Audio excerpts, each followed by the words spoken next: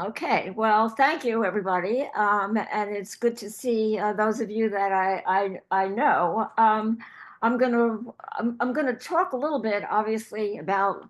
First, I'm going to talk about the title of the book, which obviously has gotten a lot of attention. People think it's very cute, but there's a reason why it's called sex sells, and I'm going to read the definition. I'm going to read the definition and talk a little bit about why women weren't in clinical trials. And then I'm going to talk about the history. Everybody usually asks me, well, why did you do this? And how did you know? And all the other questions. And the bottom line is that I had no idea when I started doing this that it was going to end up like this. It was just sort of one thing led to another that led to another. So I'll tell you about that. But the first thing is, and I'm going to read this, that um, the title is important because it's necessary to distinguish between biological sex and gender. Biological sex and gender are not mutually exclusive and both influence health, of course.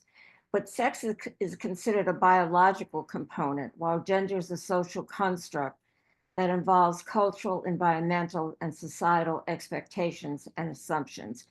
Biological sex is more likely to be related to how disease occurs and develops, while gender may have a significant impact on the manifestations and reporting of symptoms and on healthcare providers' recognition of symptoms. Gender also influences treatment recommendations and options and affects what kind of care is made available and its quality. And that's obviously a little bit more recent.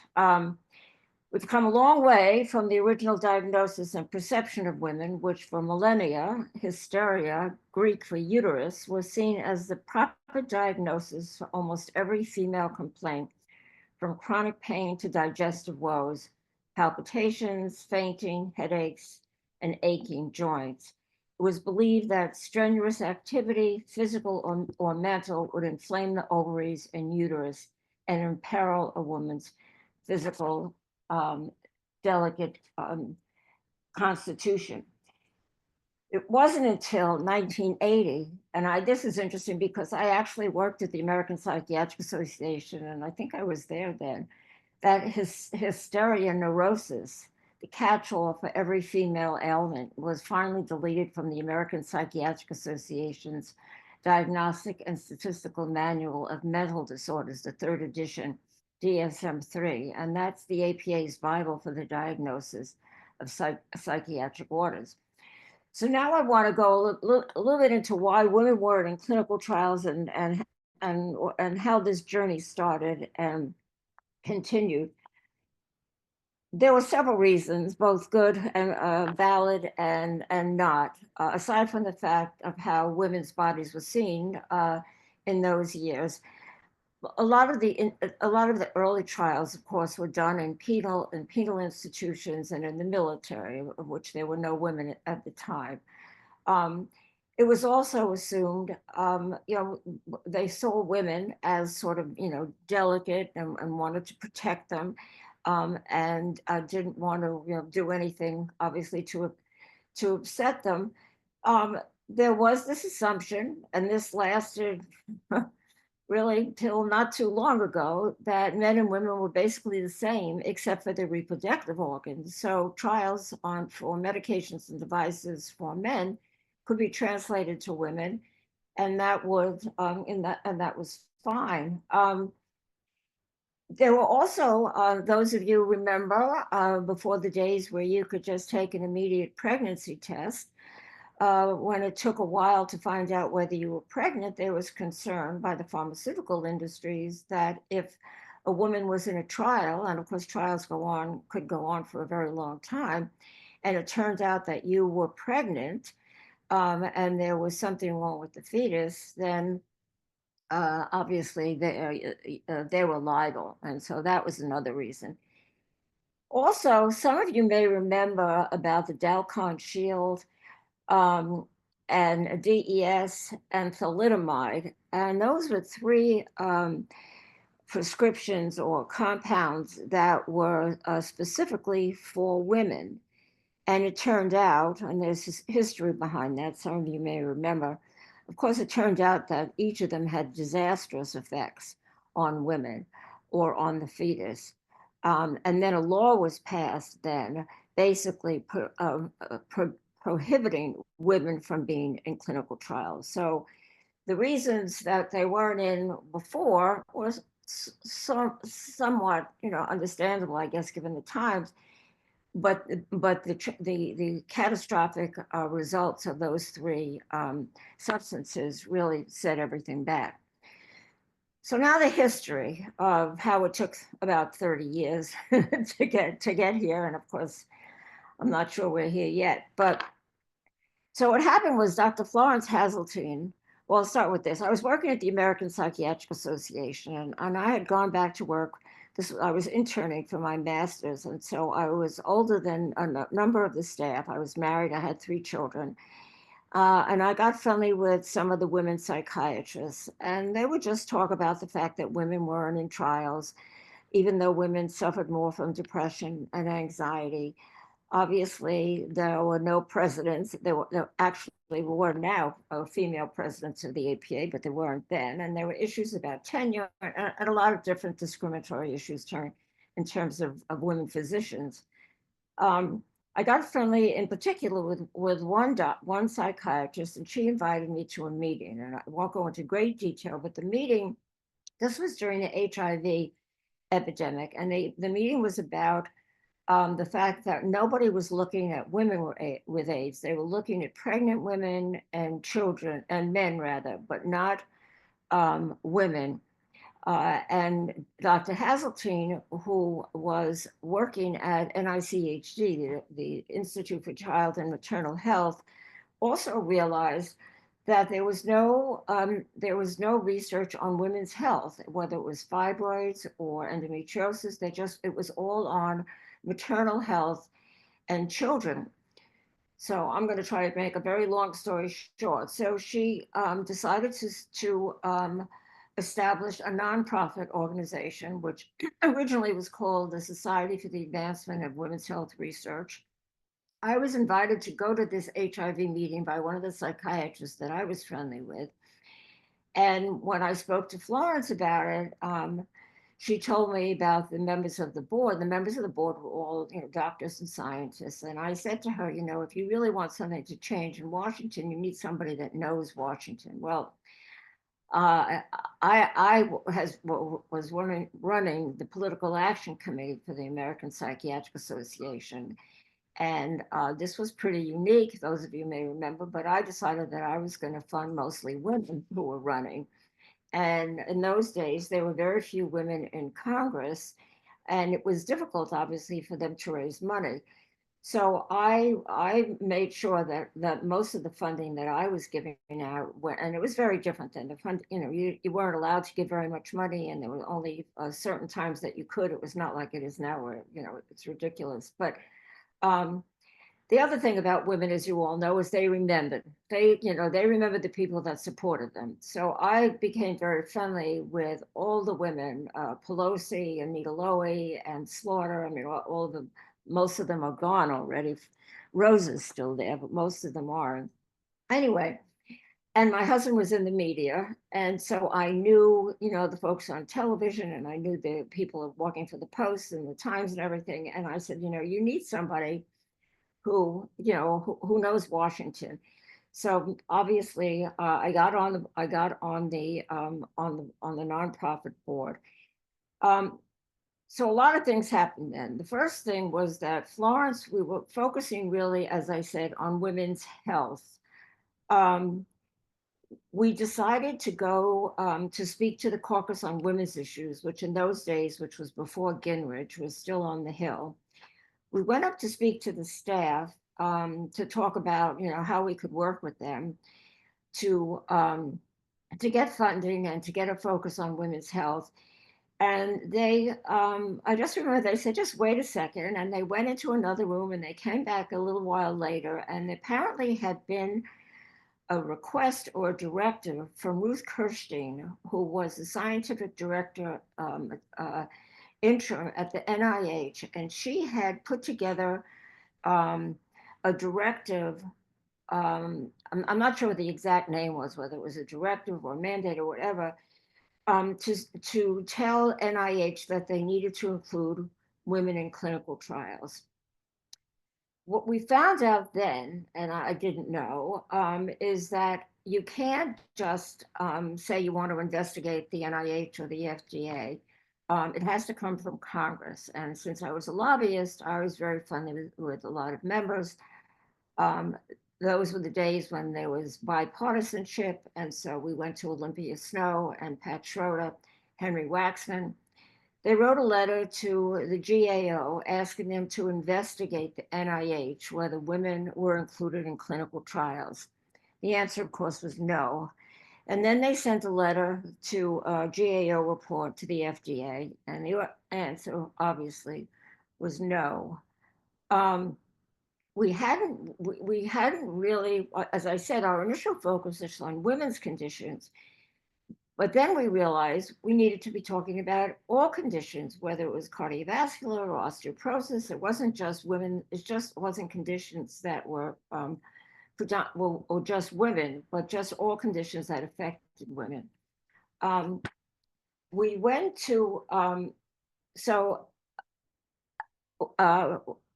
I'm trying to think of where we were next. So we decided that we had a board meeting, and there was a woman on the board, Kata Bond, who had worked at the Academy of Sciences, and she said, "Why don't we go to the Institute of Medicine and ask them to put together a commission to see whether to put together a commission to study the inclusion of women in clinical trials."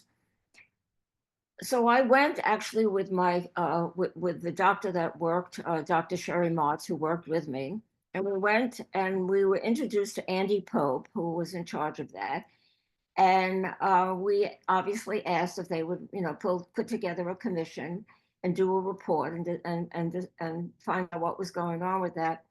And he said to me, I can't take a recommendation from a nonprofit organization. We're a government agency, and we can only take directives from other government agencies. Plus the fact it's going to cost something like $350,000. And of course, we had no budget, we had no money. So I went back. I had been on one of the NIH's commissions, and I was familiar. I knew the heads of a couple of institutes from working at the APA. And Andy said I could get a certain amount of private money. So I got some money from J&J and Unilever. I got money from the 3 institutes, but that wasn't enough. I also needed a government person or agency to request it. It couldn't be just a nonprofit. I couldn't get the person at NIH. That's another story. But I did get the person who was head of the Office of Women's Health, which, by the way, the society established as well, but they weren't put into law until the ACA. But that's another story. So Wanda Jones, who was head of the Women's Health Office at CDC, agreed to be the sponsor. And Andy said that he was intrigued by the idea because and thought it would be interesting to see to have women in clinical trials and to see what the results were. So he went to the basic science organizations, the Academy of Science, and there are a number of them. And this is really what really changed everything. The basic science organization said that they would fund the report and the commission, but only if it started with basic science, not just clinical trials. And that's how that started, the whole idea of sex sells. And so they put together a commission. I think it lasted about, 6 years or something, and put out the report, which is called The Biological Contributions to Human Health, Does Sex Matter? And in the book, it lists, I don't remember how many, at least 10 things that researchers have to do in order to make sure that women are included in clinical trials. And the basic science part was, so we had the IOM report, but now we had to convince the NIH and the FDA. So then, of course, we tried to go, it's in the book, we tried to go to Collins and Fauci, and they kind of just blew us off. We needed to get Congress. We had, by the way, introduced a bill to include women in clinical trials in 1991, and it was passed by the House and the Senate, but H.W. Bush vetoed it because it had fetal tissue research in it. So we needed to have legislation. So now a little bit of a side story. There's obviously more to this. I got friendly with Tipper and with Hillary.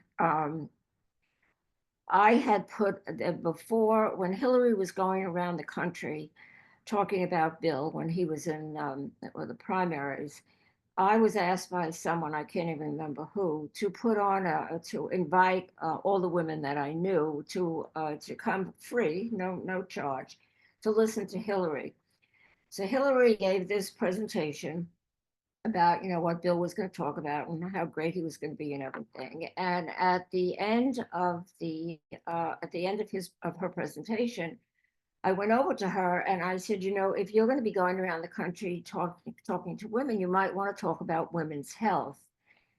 And I don't know if you know Hillary, but the next morning I walked into the office and they told me that Hillary called. So I started working with Hillary. Again, all of this is a much longer story. And of course, you guys have to read the book to get all the details. But suffice it to say that we reintroduced the bill. There's a picture of me, in the Oval Office. Clinton signed the bill, and there was finally a law that said, now this was was a law to include women in clinical trials. Had nothing to do at that point. I'm going around a little bit. In that point, we weren't looking at basic biology. We were just looking at clinical trials. That's why it kind of gets a little mixed up. Anyway, once we did turn and go to the basic biology, we now needed to convince the FDA that it wasn't enough to just look at women in clinical trials. They needed to be looking at the basic biology, and that meant female cells and animals. Now, female animals had never been used. First of all, I didn't know this. We know that they're more complicated because they have cycles and get pregnant. And also, apparently, they're more expensive. And obviously requesting scientists not only to do their testing on male animals, but now on female animals and male cells and female cells was not going to go over that well because it was going to be more expensive, more complicated, and take longer, which is true. So then what happened? We were still trying to convince Fauci and Collins, and we weren't getting anywhere. And I learned this later. Apparently, before, some of you may know this, before one of the institute directors, I guess anybody who leads an agency, testifies, I don't know if they all do, but apparently Collins has a rehearsal in advance. And the members of Congress give them the questions in advance. So Collins was given the questions, and one of them, and I'm very friendly with Rosa DeLauro. She's one of the members that I was friendly with then, and I'm still friendly with. We gave her the question to ask, and I don't remember the exact, it's probably in the book, the exact wording, but basically it was asking the FDA and the NIH to make sure that scientists were looking at the basic science in cells and animals and not just male. Apparently, and I found this out, again, all this is kind of, interesting the way things led into another. One of the people on his staff was at that rehearsal.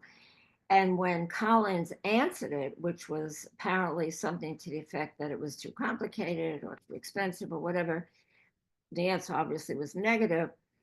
somebody on the staff said, no, that's not going to fly. You can't, that's not going to be the answer. They went and they called Janine Claiborne. Janine was the head of the Office of Women's Health. She still is at the FDA. And they asked Janine to come to the rehearsal. She wrote down what Collins should say, and he gave the answer that they would do that. So when they had the actual hearing and Rosa asked the question, he gave the answer. And that was, so, again, I don't know how long I've been speaking, but this took 30 years. So, this is a very short version of how long all this took. So, and of course, and I want to read, so that's sort of the history. I do, and of course, we have discovered that the sex differences, one of the things, one of the definitions that I want to read, that sex differences as well as expressions of gender result from hormones, not surprisingly. Hormones trigger a specific ordering of cells in a fetus and are linked to a wide range of sex-specific conditions and disorders. They're implicated in the prevalence in females of autoimmune disorders, osteoporosis, some cardiometabolic disorders, and this is interesting, this is research that's just going on now, perhaps Alzheimer's disease.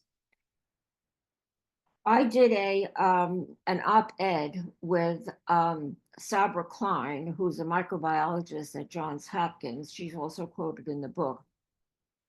She did start looking at sex differences in vaccines, which apparently have a higher efficacy in premenopausal women. It was discovered that sex also influences transplant rejection, and fluctuating hormones may explain why autoimmune conditions, I'm sure you're aware of that, are much more common in women. Then heart disease, and this is also interesting. I actually went to the American Heart Association to tell them that women had heart disease. Their entire focus was on men. And the way that happened, which of course is another story, a friend of mine had a heart attack at a young age, went to the AHA to see if they had like a community or a group of that she could be part of in terms of women with heart disease, and they had nothing. They just had for men. And I actually went there in person. They did not believe that women had heart disease.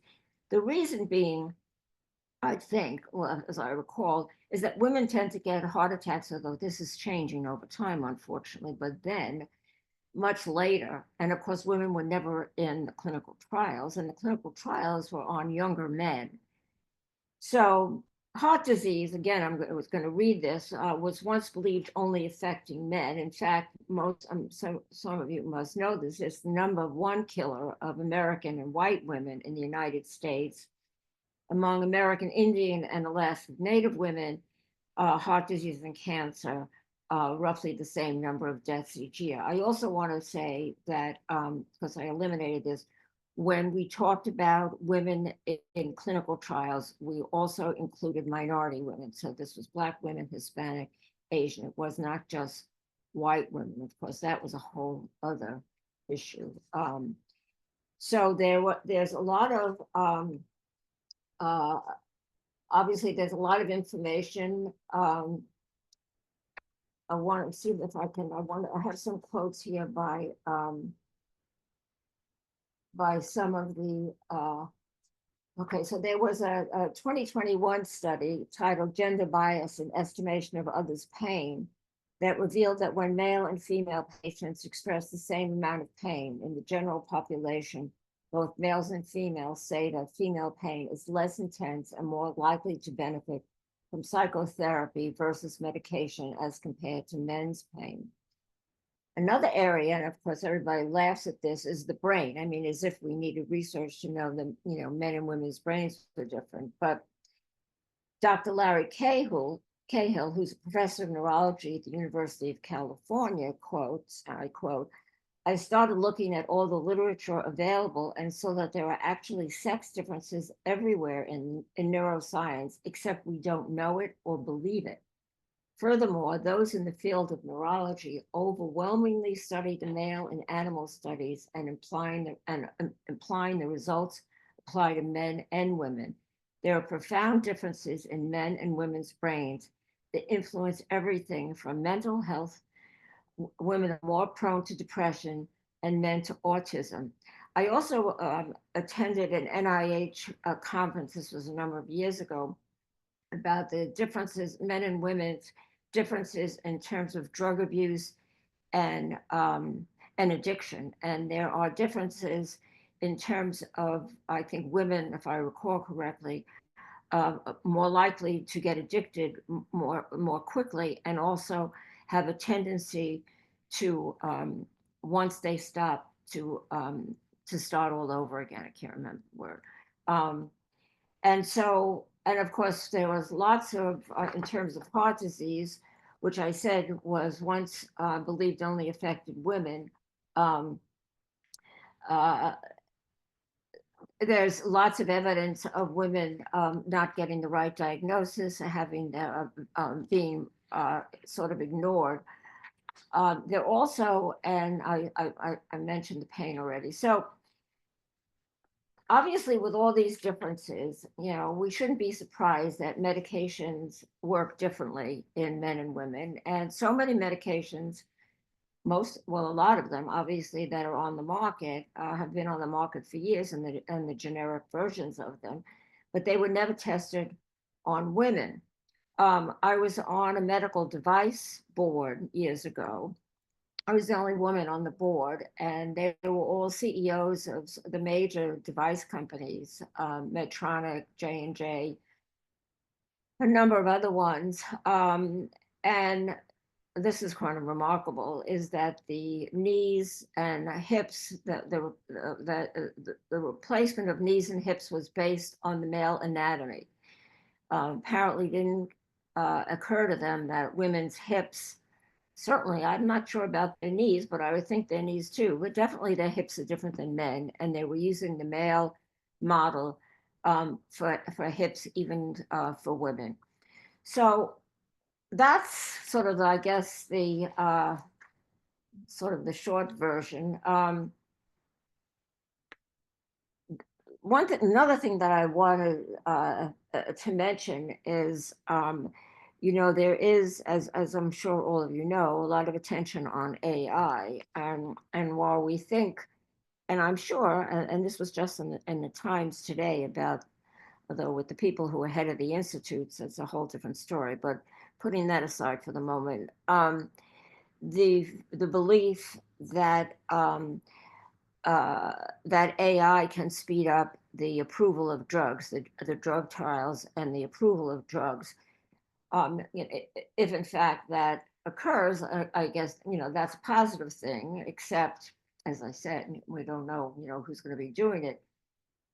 But a problem that we have, and this was that I read about this recently, is the only information, and I don't know a thing about AI, and maybe you guys do, but the information that's put out by AI is only as good as the information that's put in. And so we don't have the information on sex differences. And so um, Marjorie Jenkins, who's Dr. Jenkins, who's the dean of the University of South Carolina School of Medicine, um, you know, but talked about the fact that if you ignore, if that information, is not, frankly, is not known, but we haven't had enough of the research. So the information that's going to come out, obviously, is going to be based on the male model until we have enough research to make the adjustments. So I don't want to go. I'm open for questions. If anybody has any questions, I could talk about. I mean, you all know what's happening now.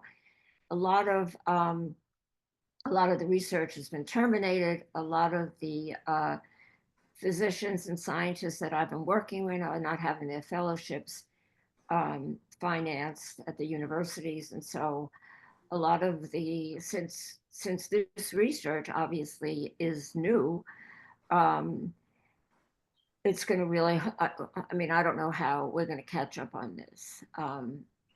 So um, when I wrote this book, I had a very positive outlook. I don't have such a positive outlook anymore, unfortunately. So. Well, I'm going to make a statement. I've been in a wonderful position to be able to watch Phyllis's work over many years. Because when the society was first forming, I was invited in, meaning Video Action, just to help capture some of those stories. No, you did some great videos for us. Yeah. And I still remember being stunned that the research about menopause was done on men. And it's like, really? I mean, they couldn't even figure out that one. But Phyllis, what I'd love to ask you, I know that you just said that when you wrote the book, you were feeling positive, and you're not feeling so positive right now. And many of us are in that same feeling, but a lot of really great progress has been made. Yeah. And I'm going to attribute it to the fact that the Society for the Advancement of Women's Health Research was in there advocating for these things and pushing. And you could feel her tenacity just in the way she described, all the lead up to that stuff. What do you think is our biggest challenge right now as women in terms of that which is not known about us? Well, I don't know that there's only one. I mean, I think, let me just, I forgot to do this, but I'll do this very briefly. I cut out some articles that just recently in the last few years, and one was a press release in 2019 about overdoses in women. And as I mentioned earlier, there are sex differences. And of course, we don't know. I'm sure nobody's ever done studies on how different, addictive drugs affect men and women's bodies, except for the information that I said earlier about the fact that they're more easily addicted. We all know that women are more prone to this. This was in 2024, that more women are prone to autoimmune diseases. They're now actually doing research on it. They've come up with a potential explanation that's rooted in genes that drive a person's gender. I mean, no kidding, right? Then the FDA a number of years ago approved a drug for HIV for men, but not for women. And then there was another in 2021. The original conditions that the CDC used to define AIDS did not include chronic infections that were specific to women. Women have rarely been given equal consideration or representation. This is all recent. 2024, when cardiovascular patients head into an operating room, what happens next has a lot to do with their sex. A recent study in JAMA Surgery reported, the study reinforced years of research showing that male and female patients can have very different outcomes after an operation called coronary artery bypass. And then it goes on about, and this is recent. So I don't know. I mean, I guess, and then of course, I'm sure you've been reading, the news. It seems that women at younger ages are getting cancer and heart disease. Now, I don't know if that's environmental, and that, of course, good luck on that now. So I don't think I can pick out, I guess, heart disease, although there are a number, I mean, I didn't want to read all this. There are a number of women cardiologists. One of the problems, and I don't know whether this has been addressed, one of the problems they had said was getting women in clinical trials, and that's for a couple of reasons. One, because for women, caretakers or have children, and so sometimes it's more complicated, or that might be facilitated through electronic devices. But I was going to lose but I lost my train of thought here. Anyway, so I don't know. I do, as I said, I think maybe the cancer and the cardiovascular has to do with environmental issues, which obviously is an issue. Um, but I guess those are the two areas. And I guess autoimmune too. The other thing that's very interesting that's just starting, again, I don't know whether this is, um, whether this is going to be shut down or still happening.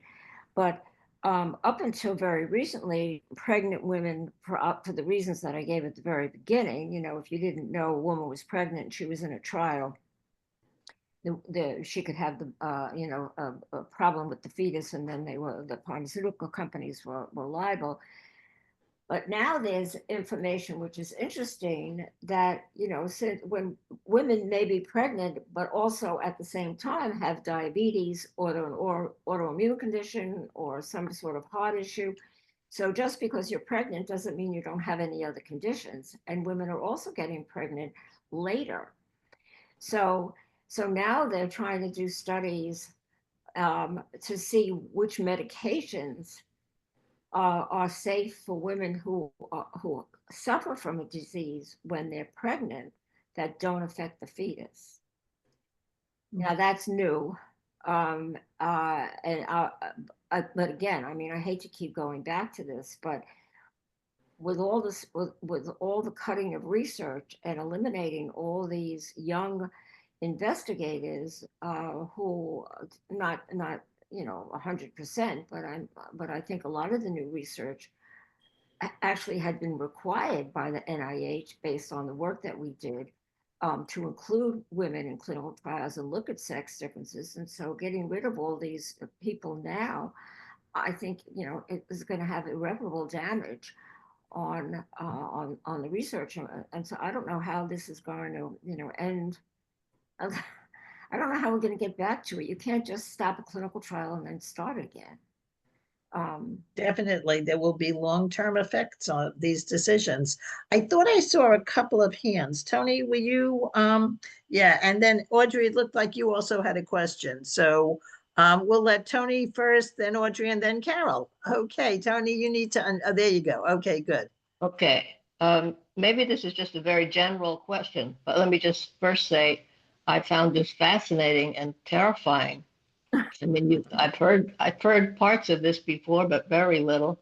Yeah. And it makes you think about any kind of medication that's prescribed for you if you have any peculiar illness.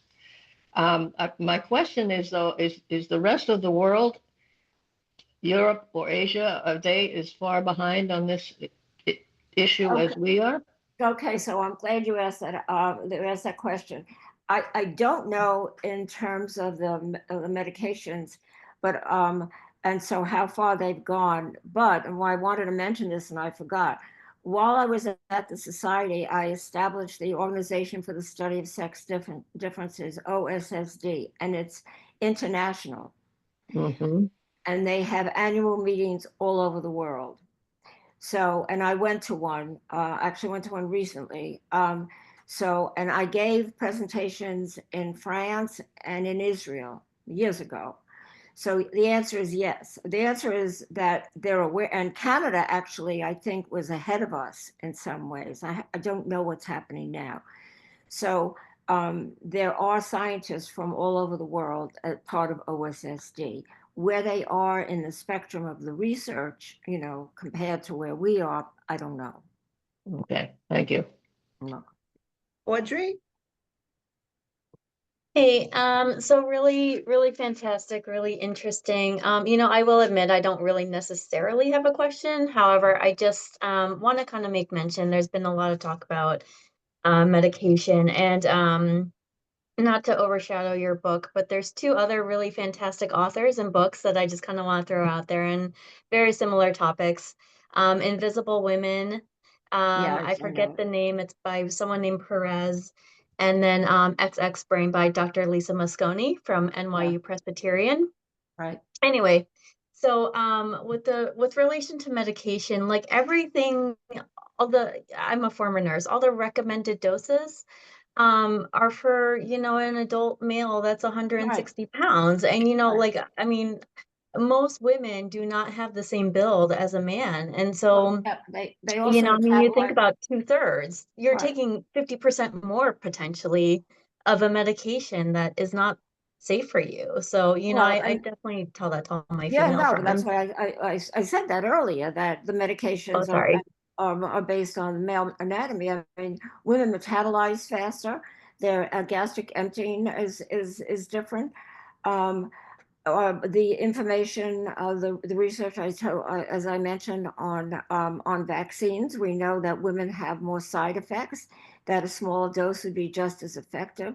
I think one of the things, I mean, in addition to the fact that obviously, people are interested in the history, I think that when women are prescribed a medication, they ought to speak to their doctor about what the side effects are.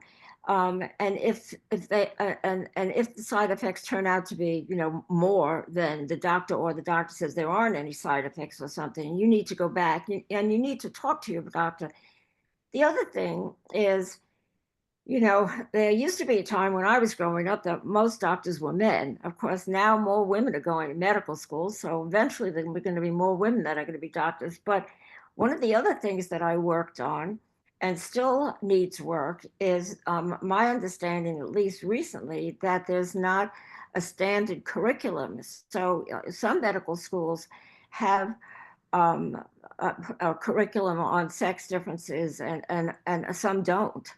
And also there was, and I don't know if this has changed because it's been a couple of years, um, there were some medical journals. Of course, now Trump has, I don't know, been against some of the New England Journal of Medicine, but so JAMA, New England Journal of Medicine, were not publishing, or would not uh, declaring when the research was done, whether it was just done on men. So some of that may have changed, but there's a lot of issues that are involved in it. But you're right, and then that's why I think the book is important. The other thing is when I was growing up, aside from the fact that all doctors were men, you would go to an older doctor who you assumed had more experience.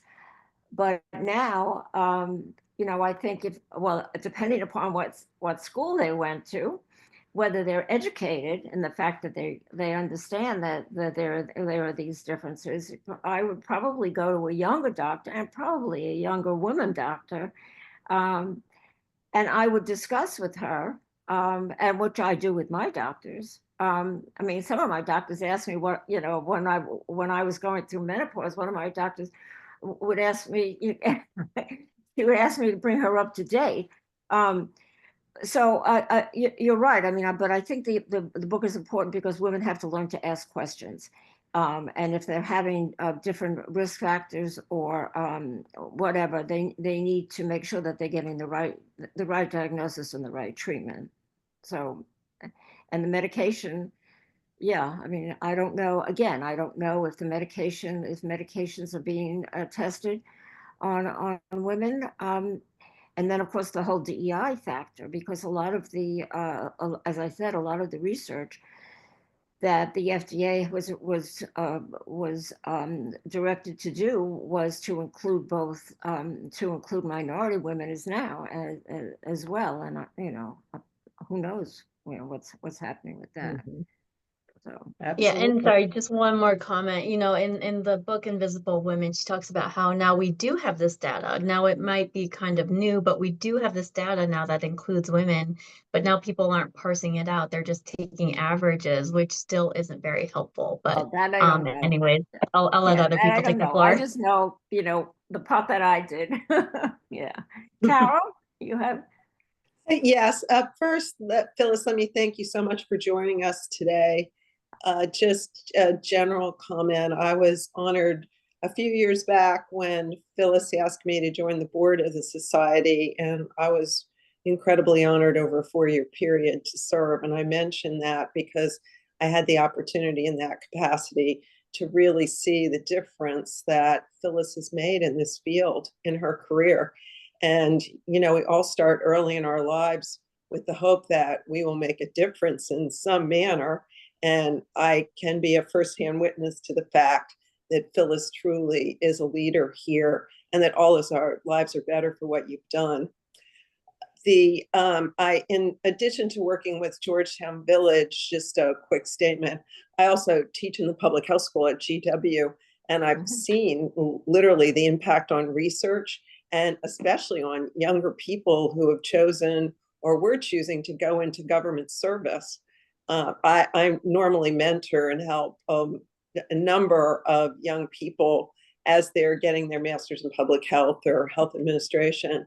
But what happened with, you know, the freezing of the presidential fellowship programs and the firing of all of those folks, I mean, it really has been quite something for the younger generation, unfortunately.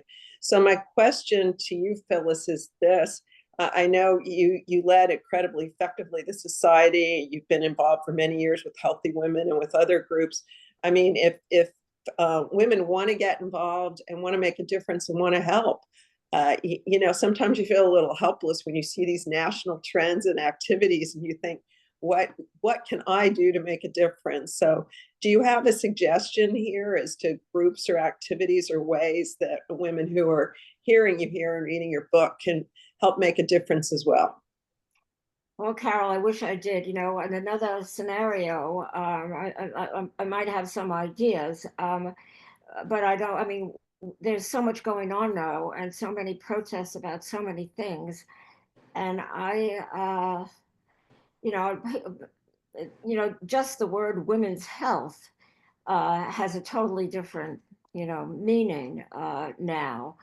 We're trying to say the health of women, but I'm not sure that that makes a big difference. I know, you know, Katie, who's now running the society, she and I have been, you know, talking, and they're trying to, they've been going up on the Hill and trying to lobby, but I don't know. I mean, you know, what you're talking about, I mean, the Democrats, and I don't know how, maybe some Republicans too, but if he's getting rid of everybody at NIH and cutting all the funding, you know, I mean, you know, I mean, what can you possibly say?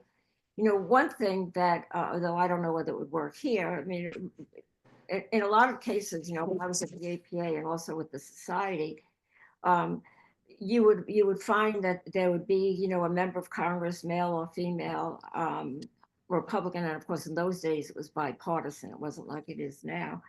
So if there was someone who was affected by a particular disease, then they would be out there talking about it and making sure that it was being taken care of or that it was being addressed. And I remember that actually, that's what, when I was working at the APA, that's one of the ways that I got increases in mental health coverage, because there were several members of Congress who had family members who had mental health issues. And so they were the ones that introduced the legislation. It's all personal, you know. But now, you know, we've got a different country now, and I don't know what's going to happen. I don't know. I've been trying actually to, I've been trying to help some of the women that were let go at the NIH and the FDA find other positions. But I can't answer. I don't know. I don't know what we can do. I mean, how are we going to change the way everything is now? I don't know. Well, I share your frustration.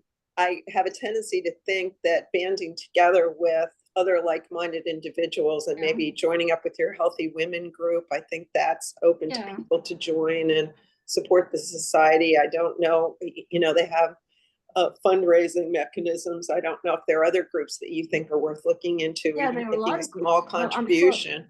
Yeah, well, and I'm sure that there, whether even, you know, a group like cancer or Alzheimer's, I mean, it may not be, you know, focused primarily on women, but obviously, and Alzheimer's, unfortunately, affects more women than men. And there's some research going on, or at least there was, and I don't know what's happening now, is that, you know, hormones may have something to do with that. So again, you know, so it probably is not just the, you know, the women's, you know, research organizations, but I think all, and of course, autoimmune. I mean, there's all sorts of, I mean, you want to try to get everybody together, Carol, you know, invite everybody to come to a big conference and see if we can march on Washington, and I don't know. If you can think of something we can do, let me know. It's it was difficult before when you had sort of normal people, and now you've got this. You could see the normal pathways in the past. Right now it's tough to see how to move this forward, but Yeah. I think looking at some of those organizations and helping support their efforts in some way, Yeah. including Yeah. healthy women in the society, Right. is useful if people are interested. Right. So is my time up? Well, let's just see if there's any last questions and then we'll let you off the hook. But thank you again. I mean, Oh, this you're really very was, welcome. yeah, I mean, it's an issue and there's so much going on out there and so much people don't know about. We hear the news on the big stuff, but there's a lot behind the scenes that's also, going down that we're not aware of. And that's a scary thing as well. Yeah. Were there any last questions before we give Phyllis back her evening and thank her? I have to walk my dog. I have one other quick one, Phyllis. Are the women's health offices, are they surviving or are they getting I axed? don't know. The one of I was working with the device, the office of I don't know the exact name of it, but the person who was really overlooking looking at devices and diagnostics for women, she was let go. Oh.